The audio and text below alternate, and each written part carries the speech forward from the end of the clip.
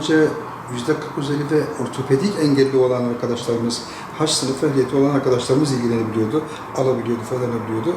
Şu anda yeni çıkan düzenlemeyle ortopedik engelli olmayıp %40 üzeri engelli raporu olan insanların da ÖTV'siz araç alma hakkı getirildi.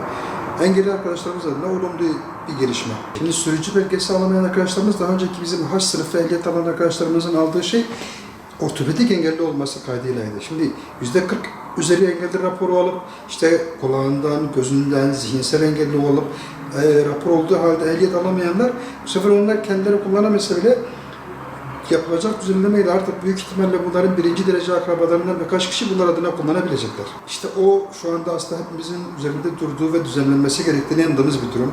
Çünkü daha önceki ÖTV'siz araç aldığımız zaman 5 yıl süre bittikten sonra alıp yenisini alabiliyorlar. Ama şu anda yeni düzenlemeyle şöyle bir durum getirildi. 5 yıldan sonra aracı tekrar satabiliyorsunuz ama 5 yıldan sonra 10 yıl geçmeden yeni araç alma hakkı oluyor, verilmiyor. Onunla ilgili yani şu anda yapılan düzenlemeler olumlu şeyler. Bunun da düzelmesini şu anda talep ettiğimiz ve beklediğimiz şartlardan biri. O olduğu zaman daha da güzel olacak. Hani o aradaki 5 yıllık sürenin de 10 yıl değil, tekrar onun da 5 yıl olmasını talep ediyoruz şu anda. Yani günlük hayat şu anda engelli bireylerin toplu taşımadaki, diğer ulaşımlardaki sıkıntıları hepimiz biliyoruz.